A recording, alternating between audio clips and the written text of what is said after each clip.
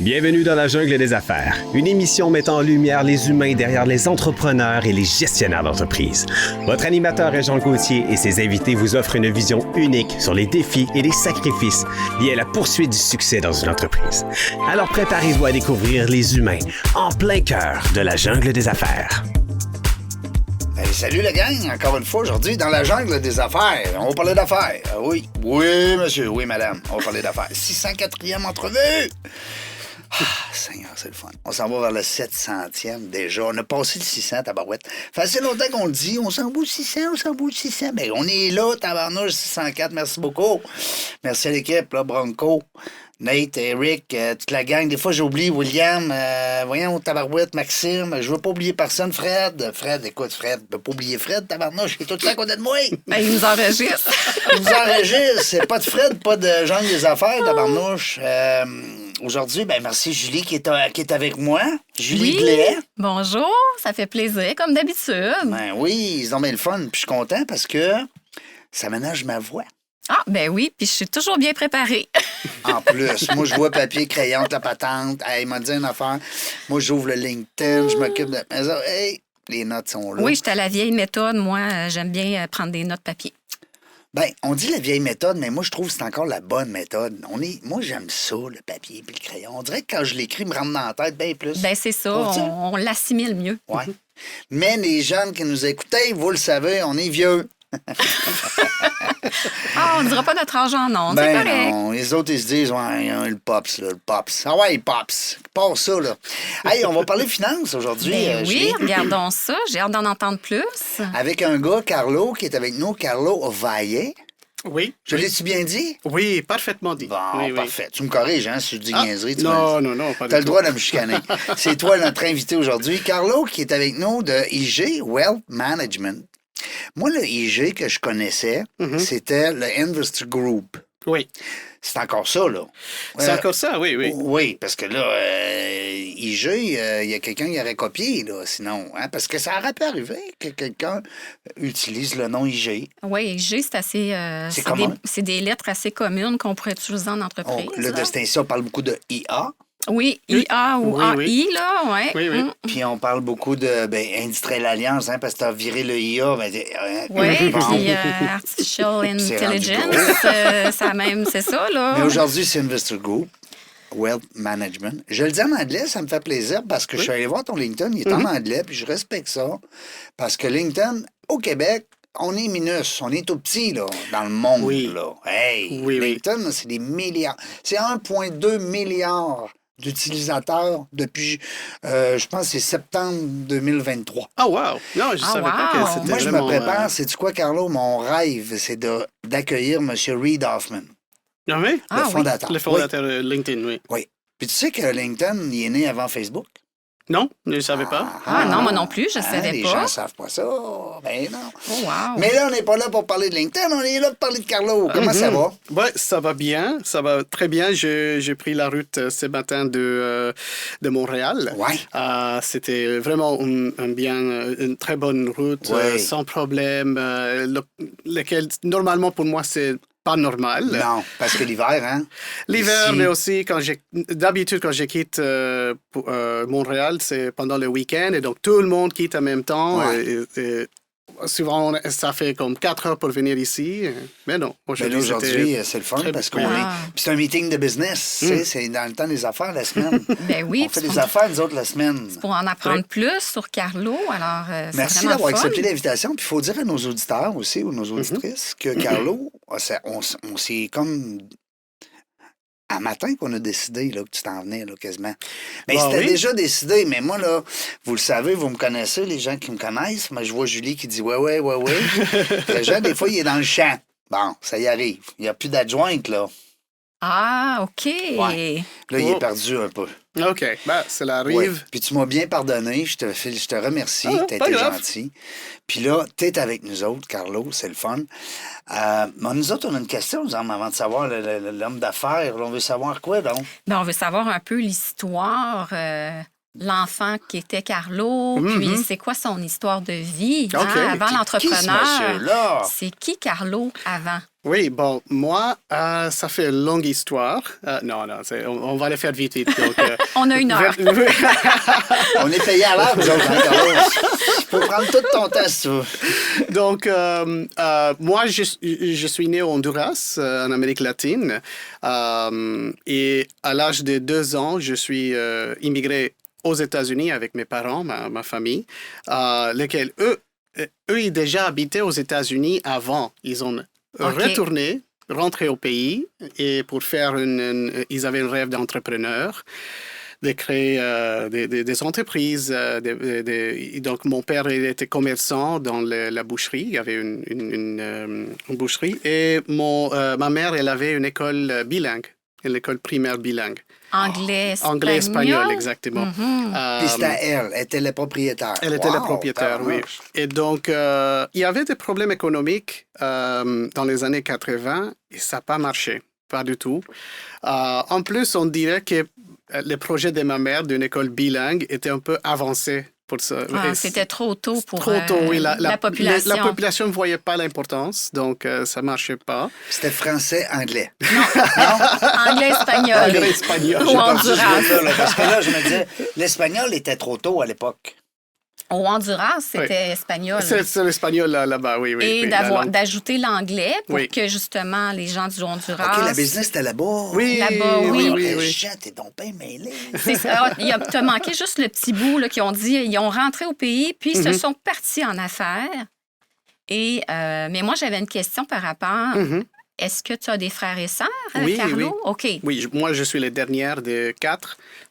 Donc, j'ai 2 frères aînés qui étaient nés aux États-Unis, la première fois que mes parents habitaient là.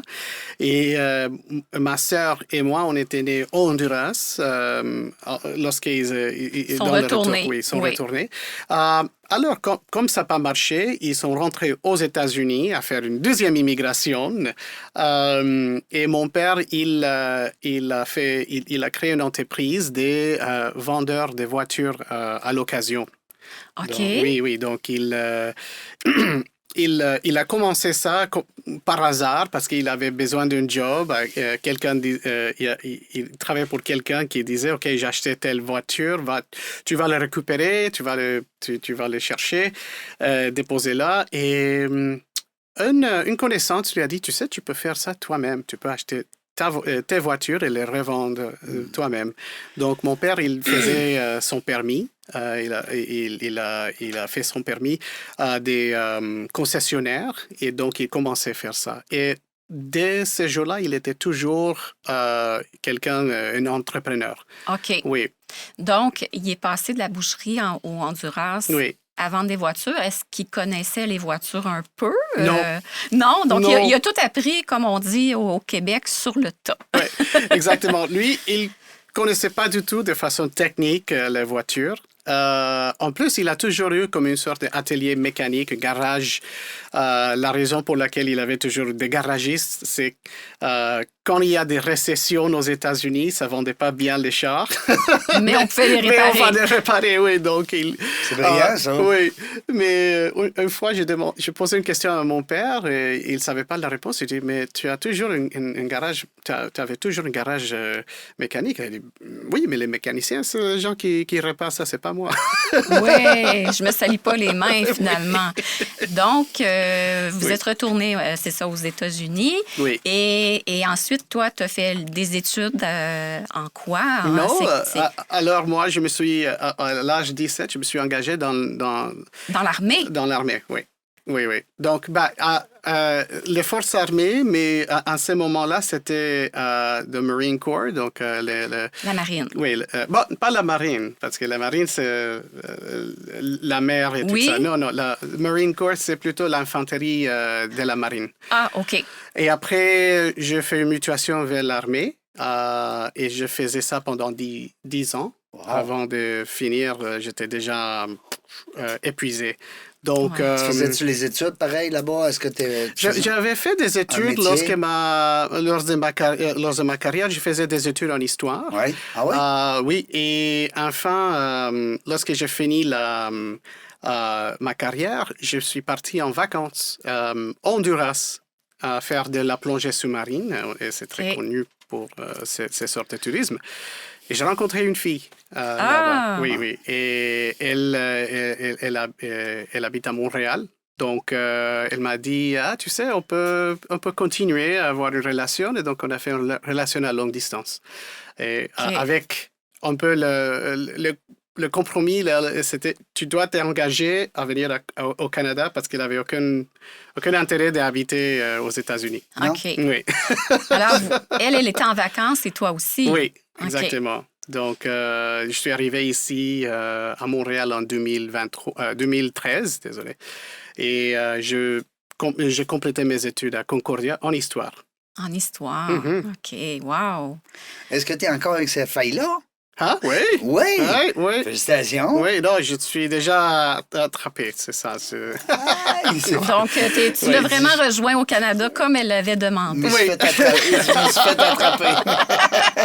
Avec un petit bébé, là, avec des jumeaux. Deux jumeaux. Oui, fille-garçon. Un petit gars et une petite fille. Wow. Oui. 4 ans, qui ont 4 ans maintenant. Ah oui, là, moi, je comprends l'histoire, mais là, on a affaire à un gars de finance. Oui, exactement. Qu'est-ce qui est arrivé, là? Ben, Entre l'armée, l'histoire, et là, finance. maintenant, on parle de finance. Oui, alors, moi, je travaille dans plutôt la finance, mais la partie personnelle de la finance, humaine, je dirais. Et donc, l'histoire, en réalité, ça m'a aidé beaucoup.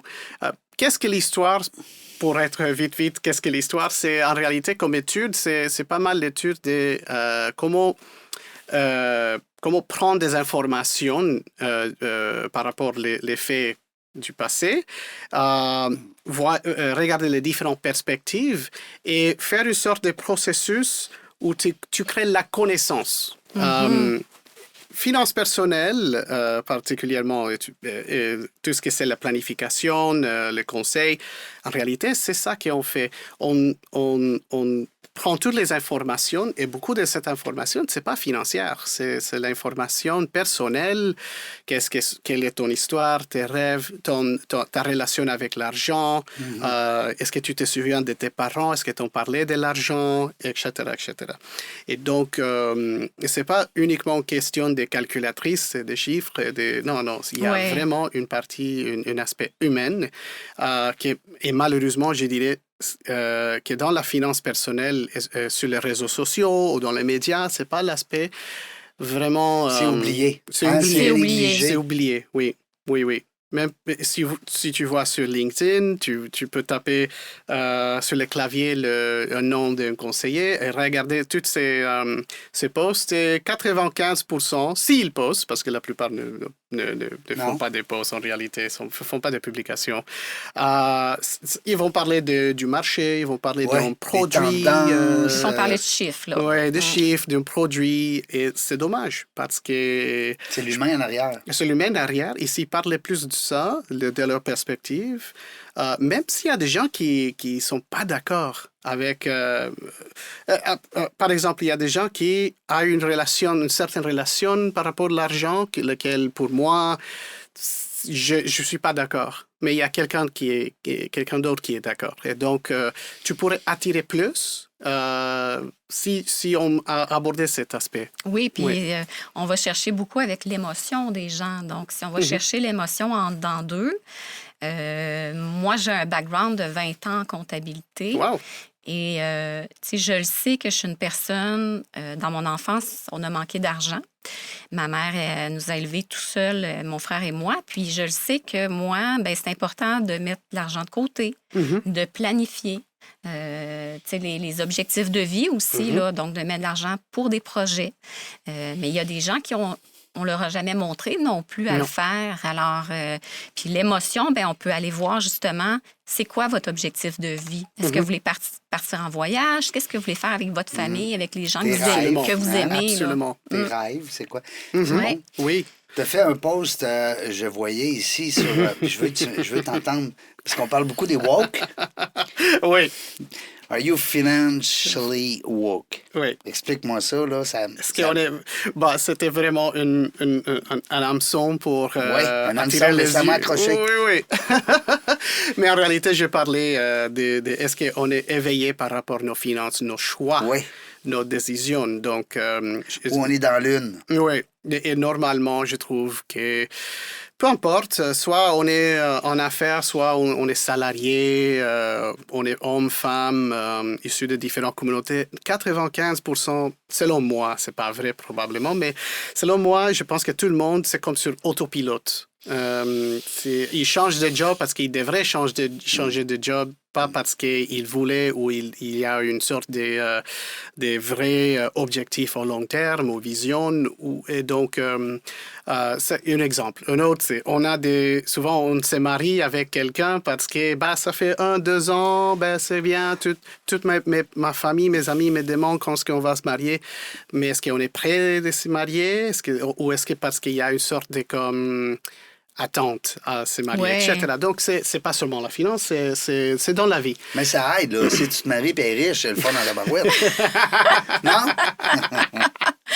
Donc, pour moi, quand je fais cette pause, c'est plutôt pour montrer que quand notre vie financière, mais aussi, c'est-à-dire plutôt carrière, nos vies, on devrait agir avec l'intention, réfléchir et voir quel est le vrai bénéfice s'il y en a. Et sinon, s'il n'y a pas un bénéfice économique, est-ce qu'il y a même un bénéfice spirituel ou bénéfice de santé mentale. Santé mentale. Oui, tu vas gagner moins d'argent, mais est-ce que tu vas être plus à l'aise? Moins stressé, tu vas être mieux. Oui, et le monde, peut-être c'est parce que les institutions financières ont créé cette pensée, mais on a tendance à dire il faut gagner plus d'argent, il faut acheter plus de propriétés, plus des affaires, épargner plus et tout ça. Et donc, je disais, mais pourquoi tu fais pas... Il y a même des mouvements qui s'appellent FIRE, Financially Independent Retire Early. Yes. Qui disent, OK, tu travailles très fort, tu minimises ta vie, ton train de vie, tes dépenses, et tu vas épargner tous les sous, chaque dollar que tu fais. Et pour moi, c'est comme... OK, mais tu te sacrifies pourquoi? Parce que ainsi, disent les gens, la réponse ainsi, j'ai la liberté de faire ce que je veux. OK, et pourquoi tu choisis pas une carrière qui te fait plaisir? Oui. Parce que tu n'as pas la liberté de faire ce que tu veux maintenant, là. Parce que là, tu te... non, puis tu sais même pas si tu vas être là. C'est ça, tu te presses le citron pour des années futures que tu n'es pas encore prêt d'atteindre. Non, moi, j'aime pas cette pensée-là, mais j'aime pas la surconsommation. Non.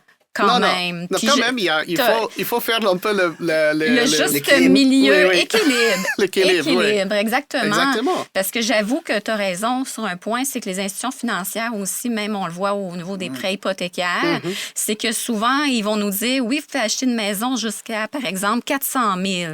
Mais réellement, c'est pas... Ça, oui, c'est vraiment sans considérer que tu veux peut-être aller en voyage une fois par année, que tu as des vêtements à t'acheter, que tu as une famille qui fait des activités physiques ou autres.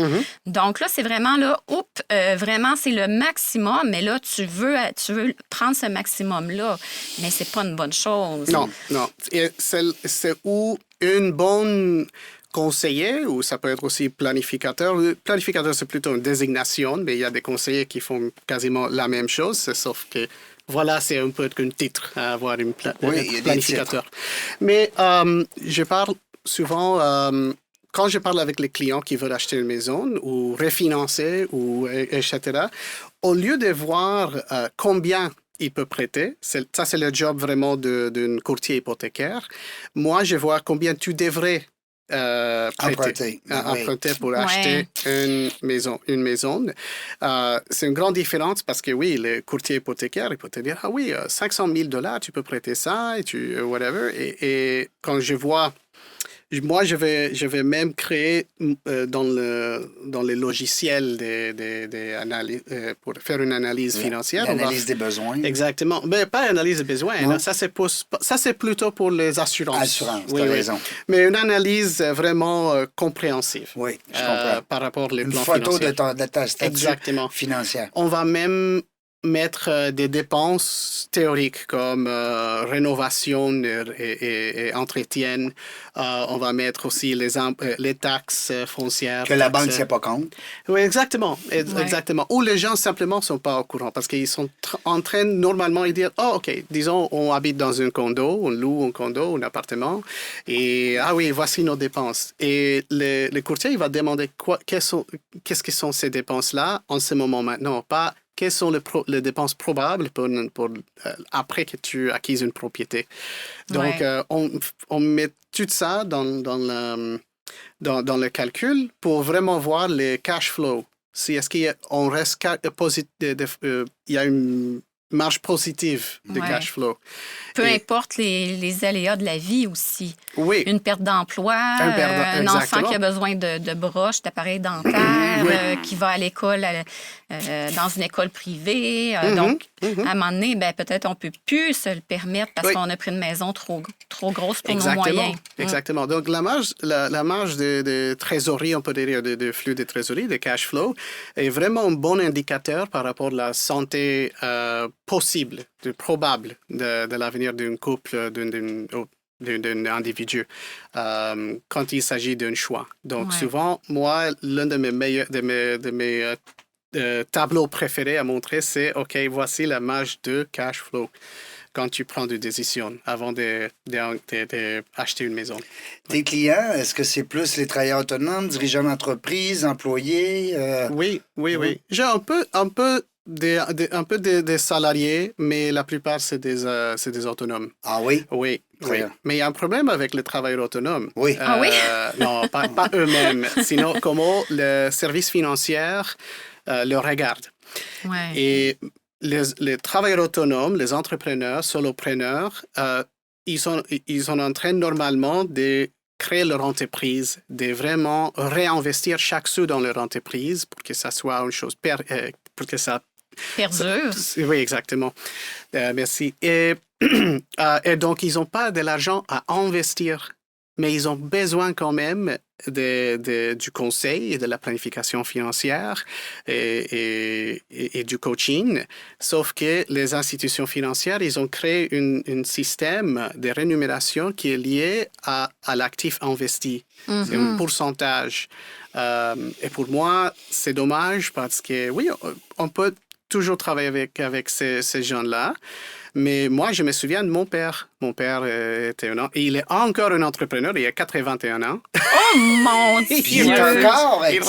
Il refuse de... Est-ce qu'il fait encore de la vente de voitures? Oui. OK. Oui, et lui je dis, mais papa, pourquoi tu ne prends pas ta retraite? Il se dit, lorsque j'arrête de travailler, j'arrête d'avoir une raison de vie. Ben oui, oui, il y en a qui, c'est ça que je meurs. Lui, il aime l'idée d'aller à son bureau et recevoir. Quelle sorte de voiture il vend? Encore dans l'usager? Oui. Oui, used car. Oui. Aux États-Unis encore? Oui, toujours aux États-Unis, en Floride, oui. Est-ce que ta famille reste aux États-Unis, tes frères? Oui, je suis le seul ici au Canada. Ou même à l'extérieur. Il a suivi l'amour. Mais ils habitent dans différents coins des États-Unis. Donc, j'ai un frère à New York, un frère à Virginie, près de Washington, D.C., et une sœur à Miami, et ma mère à West Palm Beach, et mon père près d'Orlando. Donc, visiter toute la famille, c'est une affaire très chère. Oui, il faut se rejoindre. C'est aussi très long. Très long, oui. Ça, c'est un projet à venir. Est-ce que tu es encore proche de tes gens? Est-ce que tu vas vous côtoyer régulièrement? Va vous appeler? Vous gardez les contacts? Avec ma famille? Oui. Bon. Souvent, oui. Est-ce qu'il te mentionne qu'est-ce qui se passe présentement avec l'histoire du prochain président? Pas vraiment. Non. Ils suivent pas ça? Mon père, il parle jamais de la politique. Non. Je ne sais pas pourquoi, mais ma mère non plus. Et je dirais que la seule, c'est ma sœur. Oui. Oui. OK. Parce que ça bouge beaucoup. On entend plus parler. On dirait que mon beau-frère, il arrive des États-Unis. Puis on parle plus ici Oui. la de Trump. présidence de Trump et compagnie que là-bas. Que là-bas. Oui, peut-être, hein, effectivement. Ça nous prend de l'excitation. On dirait qu'on n'a pas assez d'action, nous autres. Oui. Ouais. Hein? Les médias ici au Québec, on dirait qu'il n'y a pas assez d'action. Mais comme c'était Pierre Elliott Trudeau Oui. qui a parlé de la relation canadienne avec les États-Unis. Oui, C'était oui. comme une souris qui dormait à côté d'un éléphant. Ah, mon Dieu. OK. Donc, l'éléphant, c'est pas au courant des souris, mais les souris est bien courant de l'éléphant. Ah, mon Dieu, oui. Hey, faut, c'est tu sais. une belle analogie. Hein? C'est une belle J'aime métaphore, ça. oui, Oui. tout à fait, j'aime ça. Oui. Dis-moi, Carlo, quand les travailleurs autonomes t'approchent, d'abord, est-ce que tu prends encore des clients? Bon, oui, je veux annoncer un grand changement. Ah, va donc, Ouais, shoot-nous ça, alors. nous ça, les primaires, nous autres, dans Oui, la oui, jungle des alors- affaires. Alors moi, tous mes réseaux, mon réseau, c'est des entrepreneurs solopreneurs. Oui, Et je trouvais que moi, je peux les aider, mais que je suis limité par rapport à ma rémunération. Et donc, moi, je ne vais pas recommander des produits qui ont besoin, qui va créer beaucoup de commissions, parce que ça veut dire aussi qu'ils sont chers pour les clients. oui, ben oui. Et donc, et si leur entreprise est la plus importante, tu ne peux pas le noyer avec une Ouais. prime très élevée. Souvent, des Oui. solopreneurs, ils n'ont pas Donc- tant d'argent à investir non plus au début. Alors, Oui. OK. Donc, souvent, quand j'ai investi 15 heures, 20 heures dans un client pour faire l'analyse, pour lui faire tout un package d'analyse de risque, analyse de même responsabilité civile, contrat entre partenaires, etc. partenariat. Partnership. Oui. Et peut-être ils vont acheter une assurance temporaire. Et that's it, ça va être comme Ouais. une commission un peu faible. Et donc, est-ce que j'ai gagné de l'expérience, j'ai gagné un peu de la Mais si tu fidélité. divises à l'heure, c'est pas là que tu c'est vas pas aller. très bien. C'est pas très Il faut bien payer rémunéré. le loyer ou Ex- l'hypothèque quand même. Hein? Exactement. Alors, IG ne me permet pas de facturer les heures. Tu sais, de faire la facturation par rapport à l'heure ou le projet, etc.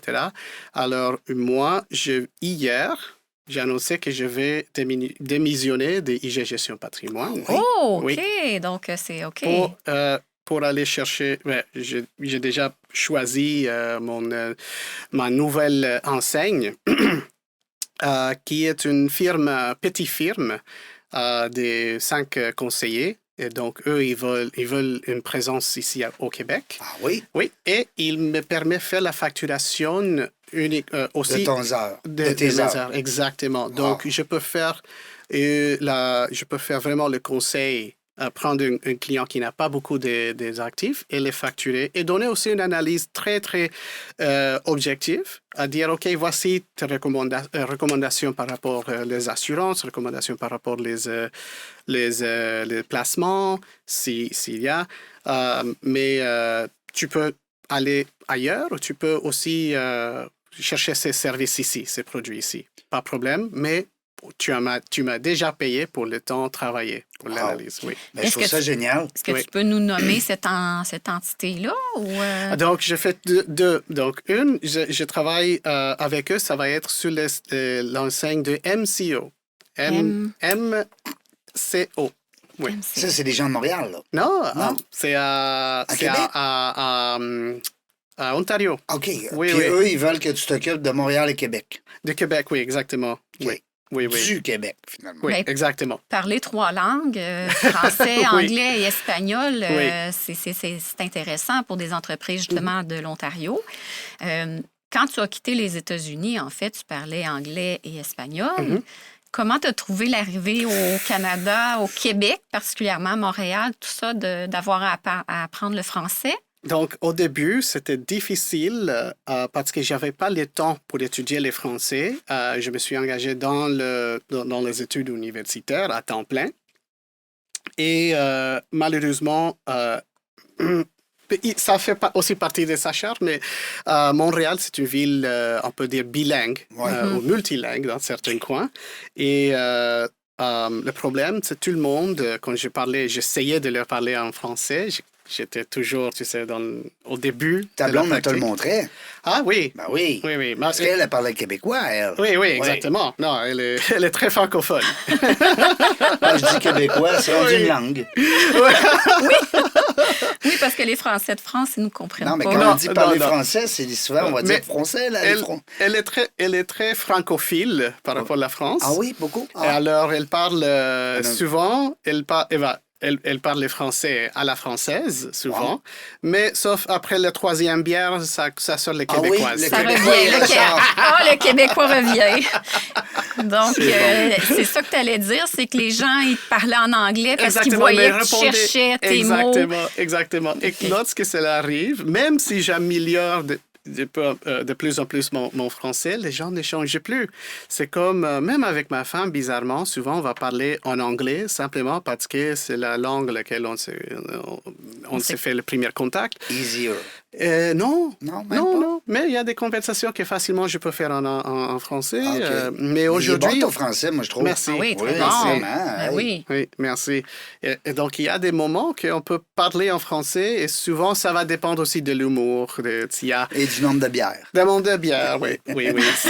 Du sujet. Oui, Du du sujet. Donc, s'il y a Ah. un sujet politique, je le parle en anglais, ainsi je peux gagner l'argument. Oui. Euh, Parce que t'as plus de vocabulaire en anglais. Hein? T'as plus d'outils dans oui. ton coffre. Mais c'est intéressant. Donc là, tu as réorienté ta carrière Mhm. ta façon de travailler en 2024 et Oui. pour travailler avec eux pour le Québec. Donc, C'est comme le modèle d'affaires qu'un entrepreneur, parce que dans le fond, vous êtes des entrepreneurs, vous êtes Oui, à votre compte. exactement. Oui. Puis c'est comme un peu changer du jour au lendemain dans une entreprise. Mettons, j'essaie de faire une comparaison. Mhm. C'est que tu changes le modèle d'affaires parce que ta clientèle va peut-être demeurer la même, mais c'est différent. Oui, la relation va être Ben oui, différente. parce qu'avant, si Oui. tu vendais pas un produit, Mhm. ben tu n'étais pas payé. Exactement. Mais, et Tu donc, passais les gens... beaucoup d'heures. Oui, et donc souvent, les gens... Mais moi, j'ai trouvé Je que vais y les gens ont penser. besoin. Je vais y Oui, penser, oui. je vais y penser, tu sais. Mhm. Hein, la personne, elle te répond « Ah, ben, pas ce temps-ci, là, je vais attendre un peu. Hein, Ouais. je vais y penser. Ouais. Puis souvent, les Voilà. Ça m'arrivait déjà. Je vais en parler à mon épouse. Oui, puis il faut que tu rencontres les deux en même temps. Oui, ça- oui, oui. Ouais. Mais c'est souvent que les finances, les gens, ils comprennent pas tant que ça. Et c'est la bête noire. Hein? Mhm. Donc, Ouais. c'est la même chose en comptabilité. Les entrepreneurs, c'est faire leur comptabilité, leur tenue de livre, Ouf. c'est leur bête noire. Oui. Ça va toujours attendre. Et à un moment donné, il va y Demain. avoir des piles et des piles. Donc, les finances personnelles, c'est un peu cet enjeu-là Oui. aussi. Quel truc que tu donnerais aux gens pour s'atteler à la tâche? Ça sensibiliser un peu, hein? Oui, Ben, se sensibiliser et qui le est- faire. Oui, ben, moi, je dis souvent, quand j'ai cette conversation souvent avec des clients, de rien faire, c'est aussi un choix. Même si on pense que c'est pas un choix, mais c'est un choix. Et donc, est-ce que tu choisis vraiment avoir un problème plus tard ou est-ce que tu veux minimiser le problème aujourd'hui? Et donc, je dis, c'est toujours un choix, c'est à toi de décider. C'est pas moi, mais je peux te dire les conséquences si telle chose arrive ou si telle chose ou non.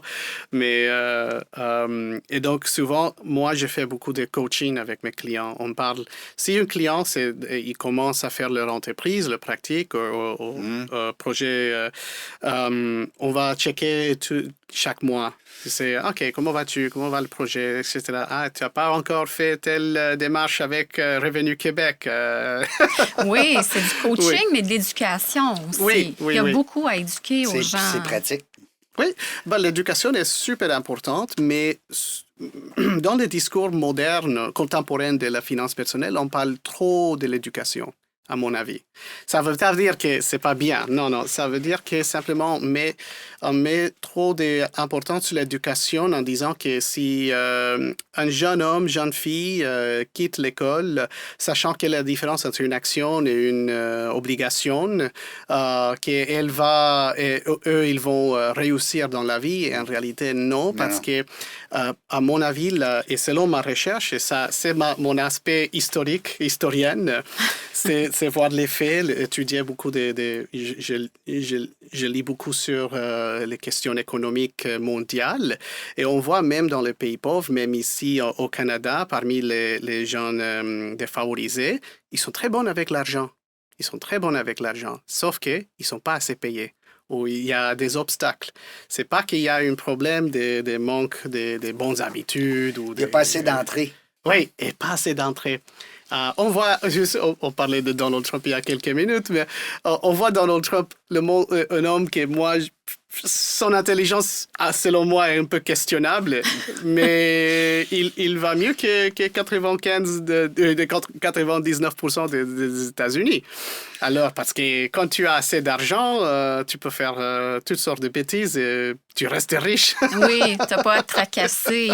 Mais c'est vrai que les Surtout gens... là, avec l'économie, oui. C'est ça, les augmentations. Les riches là. deviennent de plus en plus riches, les pauvres deviennent de plus en plus pauvres. Fait que, tu sais, Oui. on est en train de perdre la classe moyenne même. Et voici ça. Ça rentre Oui, aussi du dans pauvre, les la débats. classe moyenne. À mon avis, c'est une partie du débat de discours de finances personnelles qui est aussi problématique parce qu'on parle éducation. Les gens, ils ont besoin d'éducation. Finances personnelles, tout le monde, ils s'achètent, ils font leur café à la maison au lieu D'aller acheter au Starbucks. D'aller acheter Starbucks. Ben oui. Ils vont être oui. mieux.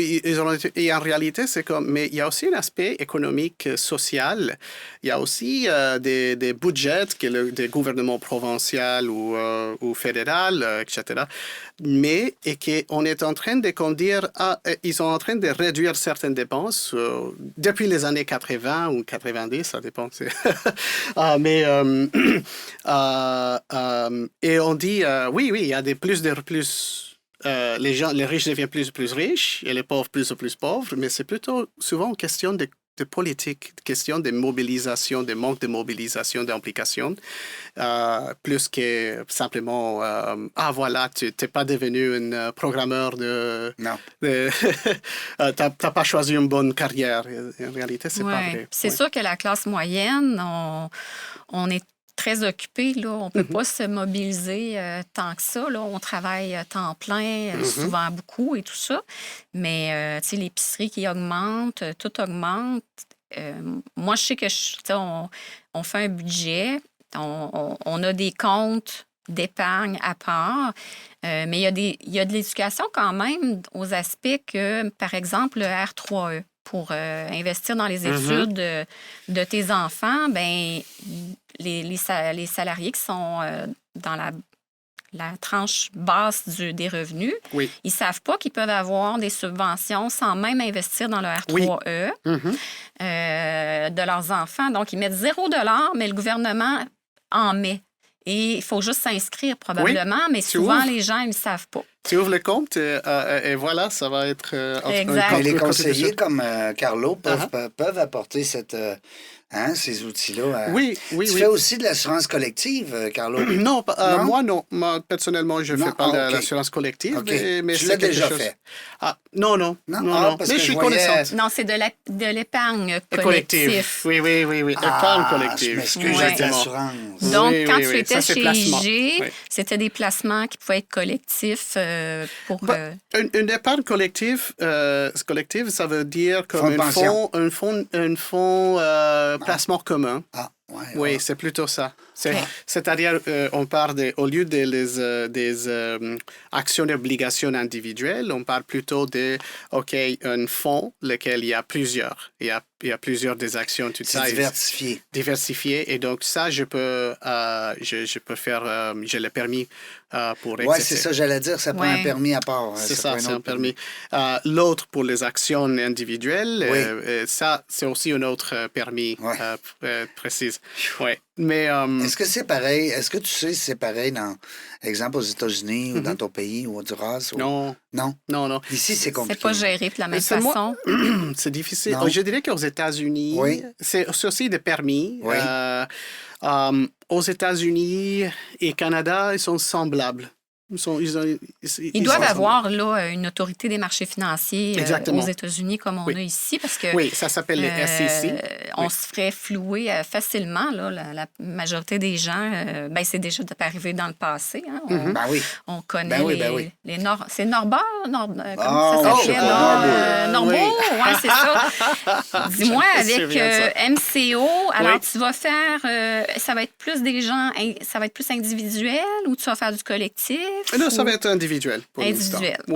Oui. Je préfère travailler sur l'individuel au lieu de le collectif, c'est-à-dire avec les employeurs, parce que ça prend aussi une différente compétence, c'est une différente façon de faire les assurances. Disons, une assurance collective, c'est un peu comme, imagine, on sait, est-ce que vous avez déjà passé par est-ce que vous avez déjà fait une demande pour assurance individuelle une fois? Oui, vie, puis j'ai mon assurance invalidité personnelle depuis que je suis entrepreneur. Alors, tu te souviens qu'il y avait une sorte de questionnaire et souvent ils viennent faire prendre des questionnaires santé? Oui, exactement. Et donc, souvent, l'individu est basé sur ton image de santé en ce moment actuel et ton âge. Dans le collectif, ils font pas ça. Qu'est-ce qu'ils font? C'est ils prennent toutes les informations de tous les employés, ils créent une moyenne et ils chargent selon la moyenne. Donc, s'il y a beaucoup de vieux... ratio de est-ce que c'est un groupe qui va être... qui va coûter cher ou moins cher. Exactement. Donc, si tu as beaucoup de jeunes, des hommes, des femmes qui dépassent un certain âge, qui sont fumeurs, fumeuses, et ça, c'est la moyenne. Alors, toi, qui es marathonienne et qui est jeune, et tu payes pareil. Va payer pareil. Au moins, ça commence déjà élevé. Donc, tout dépend. Souvent, je parle C'est mieux un individuel. Oui et non, ça dépend. Hein. Il y a aussi des raisons pour lesquelles... Le côté humain... Oui, par exemple, si toi, tu es... One-to-one. si tu es plus vieux ou vieille dans ce spectre, tu travailles avec une compagnie dans laquelle il y a beaucoup de jeunes. OK, c'est favorable. Oui. Puis, est-ce que tu offres tous les services, là, justement, REER, R3E, le CELI? Le CELIAP aussi. Oui, CELIAP. Oui. On offre tous ces placements. C'est pas vraiment de placement, c'est des... Comment ça s'appelle? De l'épargne. De l'épargne, oui. Pour la retraite, tout ça. Puis aussi des assurances, donc assurance vie, invalidité. Alors, invalidité, c'est vraiment, maladie grave. t'englobes tout, là. Oui, exactement.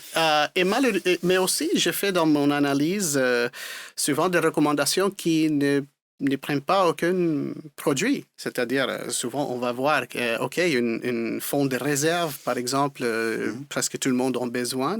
Ça, c'est pas un produit. C'est simplement, voilà, on va lire leur testament, on va voir s'il y a des points lacunaires. Et donc, après, on va recommander, va voir les notaires, parle avec eux sur telle chose. Ça, c'est pas un produit que je peux vendre, mais c'est des recommandations que souvent, vont pas avoir. Puis à partir de maintenant, quand tu vas faire ce que tu viens de dire, tu vas être payé. Au moins. Exactement. Parce qu'avant, il fallait que tu vendes le produit. Tu sais, si la personne assigne, tu es payé, mais si elle ne signe pas... Pour avoir des pourcentages de... C'est plus le fun aussi comme travail pour toi parce que tu vas avoir plus l'impression de vouloir t'ouvrir, donner des trucs, d'être altruiste, de partager tes connaissances. C'est ça, le côté humain, mais d'être rémunéré pour gagner quand même ta vie. Comme tantôt, tu disais, là, c'était pas... tu passes 10-15 heures sur un client, là. C'est ça, c'était pas rentable non plus. Oui, mais je suis en train de créer 2 segments, une pratique avec 2 segments. Oui, donc une, c'est pour les entrepreneurs qui veulent, voilà, je veux créer une start-up, voici toutes mes informations familiales, on va voir combien de risques, combien tu peux emprunter pour créer ton entreprise ou pour l'acquérir, etc. Mais il y a un autre aspect, un autres segment, que c'est le segment, on dira, comme jeunesse. C'est pour les récemment diplômés, les jeunes familles. Comment commencer? Qui veulent commencer, exactement. Est-ce que c'est un start-up en soi? On peut dire que c'est un start-up en soi. Oui. Et donc, c'est ça. Donc, je suis en train de mettre en place des outils numériques de la planification financière pour que ça soit très ils n'ont pas besoin de faire des choses complexes. On n'a pas besoin Friendly- d'analyser friendly même user. Hein? Friendly user. User-friendly, oui, User-friendly. exactement. Mais que ça soit un horizon de planification courte, c'est-à-dire d'ici 10 ans. OK. Et que ça va être eux qui vont, sur le site web, entrer toutes ces données. Et ainsi, ça me donne pour $200. Je vais leur parler pendant 1 heure et on va travailler, on va finir et on va Wow. livrer une série de recommandations selon leur projet pour qu'ils aient de conseils. Bien commencé. Oui, bien Hein? commencer parce que les banques ne vont pas donner ça. Non, ben non. Non. Un conseiller financier, parce que tout le monde dit, va parler avec telle personne. Oui, mais il veut quelqu'un avec minimum $500,000. Hein. Donc, mais c'est toi qui as besoin de plus de conseils. Donc, je veux Donc, créer un produit Tu es pour en train eux. de montrer un questionnaire qui va Oui. répondre à tes questions. Donc, ça va être une économie de temps aussi pour toi. Exactement. OK. Exactement. Donc, oui, ils vont faire la démarche la plus difficile, que c'est la saisie des données, mais c'est moi qui va... Parce que le programme, le logiciel permet que tu peux changer des variables. Et il y a des modules aussi spécifiés à la création de famille. Donc, tu peux entrer un nombre des enfants et les dépenses liées à l'enfant. Ça peut se changer, là. Ça peut Tu peux Ouais. les changer, oui. Si Il y a tu un veux moyen. faire tester, là, Oui. je lève ma main. Parce que c'est vrai que si tu lances ça, ben ça te prend quelqu'un pour le tester. Oui. Mais, On va faire, Elle est oui. très sérieuse. Ouais. hein? mais c'est parce c'est- que je m'y connais. J'ai travaillé 20 ans en comptabilité, puis aussi en Paymaster. Oui. Donc, moi, je donnais souvent des conseils aux employés parce que souvent, ils remplissaient les formulaires de retenue d'impôt Ah, et ouais. ils faisaient augmenter des retenues d'impôt. Mais je disais, pourquoi tu envoies de l'argent en avance au gouvernement? Ouais. J'ai dit, prends-toi des REER, mettons Oui. 100 $50 par paye. Au lieu de le donner sur ta paye, prends-le en REER. Oui. Puis ça va te faire comme une retenue d'impôt supplémentaire. Exactement. Mais il y en a qui comprenaient Non, pas. il y en mais- a qui aiment mieux prêter de l'argent. C'est comme les avis de cotisation, là, cotisation annuelle, là, que les entrepreneurs cotisent. Là, Oui. mais on prête de l'argent au gouvernement à tous les 4 mois. Non, Exact. J'ai Donc, rencontré une fois quelqu'un un salarié qui a dit, oui, mais tu sais, j'ai mis $50 chaque paye de plus. Et à la fin d'année, j'ai un grand remboursement d'impôts. 50 par paye. Ben oui, mais ils t'ont tout ordonné ton argent, ma belle. Ben oui, puis moi, en tout cas, il y en a un qui m'avait dit ça, puis il m'avait dit justement, il dit, oui, moi, il dit, avec le retour, je mets de l'argent de côté pour mes rénaux. Oui. Oui. Alors, c'est ça qui s'en vient, Oui. dans le fond, c'est ça les nouveautés là, pour toi en 2024. Oui. C'est ces deux éléments-là, C'est ces deux ça. segments. Exactement. Alors, tu travailles là-dessus, puis c'est pour un lancement pour quand? Ça va être dans le prochain, je dirais, au maximum 2 mois. Les outils dans le monde des conseils, les outils numériques, maintenant, c'est un écosystème qui, au Canada, elle est jeune, parce qu'avant, c'était des entreprises américaines qui les faisaient, ils adaptaient pour le Canada s'il y avait un intérêt d'une grande institution. Aujourd'hui, créer un logiciel et une démarche pas cher, hein? C'est n'importe qui peut faire des Ouais, c'est pas si programming. pire. Ça peut être, Financièrement, Aujourd'hui, c'est il long, par existe, exemple. aujourd'hui, il existe des programmations sans savoir comment faire les coding. Ben, Google oui, oui. Form, Ouais. Zooform. Donc, maintenant, On je se suis en train... forme. Donc, je suis en train d'intégrer ça, de planifier c'est quoi le CRM, etc. Et que ça soit intégré et automatisé. Donc, quand ils créent un Ouais. compte, ça va leur amener telle chose. Il va créer un dossier pour eux. Puis ça, t'aurais Ça pas va- pu faire ça si t'avais été encore sur IG, hein?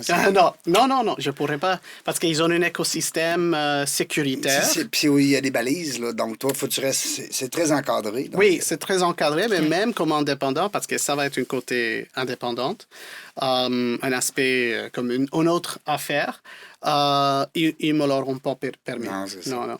Ben moi, je te souhaite beaucoup de Hey, succès dans ça. c'est C'est beau. une belle histoire Merci. Très beau. parce qu'on sait que IG, c'est quand même une grande organisation. Alors, faire le saut en parachute pour sortir quitter une grande bannière comme ça. C'est tout à ton honneur. Puis je suis persuadé que tu vas aller chercher un maximum de succès là-dedans. C'est ça, se lancer dans le vide d'entrepreneuriat. Hein? On est ici pour rencontrer des entrepreneurs, nous. Mais je sens vraiment aux mesures. C'est vraiment à l'auteur de tu te sens sur ton tâche. X, là. Ouais. Oui. C'est la première fois que je me sens vraiment comme I know what I'm doing. Je sais qu'est-ce que je vais faire. Je sais que j'ai les vraies compétences pour le faire. Hein. Que je suis capable et que je serai vraiment heureux. OK. Oui. Alors, tu veux-tu qu'on demande notre mot de la fin à Carlo? Oui, on va te laisser le mot de la fin, certain. Ben oui, pourquoi pas. On va te laisser le mot de la fin. 30 secondes, tu vas nous laisser une phrase qui va être marquée, qu'on va garder ici. Ben, j'aimais bien ça, là, qu'il disait qu'il était sur son X, là, qui était à son endroit. On veut des conseils. Un conseil, oui, c'est vrai. On veut de l'inspiration. Oui, de l'inspiration. Oh my God. Tu as le droit d'y penser. Là. Pendant ce temps-là, je vais dire merci à Julie. Ça me fait plaisir, comme d'habitude. Puis j'apprends plein de choses. Je trouve ça le fun de voir des gens se lancer en affaires. Puis dans toutes sortes de domaines, là, ça m'intéresse beaucoup tout le temps. C'est des belles histoires. C'est des belles histoires parce que c'est des êtres humains qui décident du jour au lendemain, bing, bang, on passe, on avance, on vend, on achète, on se lance dans la jungle. Entreprise grosse, on est dans la jungle. On se lance dans la jungle. C'est des grosses décisions. Donc, OK. C'est pour ça la jungle des affaires. Là. Oui. Yeah. Donc, j'ai un dernier mot. On t'écoute. Oui. Alors, ma femme, elle était un peu sceptique au début du projet. Et je lui ai dit, tu sais, au lieu de travailler avec IG Gestion Patrimoine, ça marche pour beaucoup de jeunes, mais pas pour mon réseau, pas pour mon écosystème, ma jungle. Oui. Exactement. Mais il faut s'adapter aux jungles au lieu de penser que la jungle va s'adapter à toi. C'est bon. Oui. J'adore. S'adapter à la jungle au lieu que la jungle s'adapte à toi. Wow, j'adore. J'aime ça beaucoup. Est-ce que tu permets que je l'utilise avec d'autres amis? Bien sûr. Merci beaucoup. Bien sûr. Carlo Vajek est avec nous aujourd'hui. On peut plus dire de IG, c'est maintenant un homme libre. Un homme libre. Un homme libre. Non, mais avec un nouveau départ, avec des nouvelles, des nouvelles stratégies. Puis moi, je pense que c'est le fun aussi de penser souvent comme entrepreneur, comme travailleur autonome, des fois, on s'oublie. Et là, on se dit, attends pas, là, j'ai passé 10, 15, 20 heures sur un dossier, puis je suis pas payé, là. Il y a un problème, il y a quelque chose. Ouais. Ah oui, cela m'arrivait trop souvent. Souvent. Oui. Dans la jungle des affaires, on ne sait pas quand est-ce qu'on va revenir, mais une chose est sûre, on va avoir du plaisir. Merci d'avoir écouté La Jungle des Affaires. Pour participer à l'émission, rendez-vous sur notre site web dans lajungleDesAffaires.ca. À très bientôt pour une prochaine entrevue.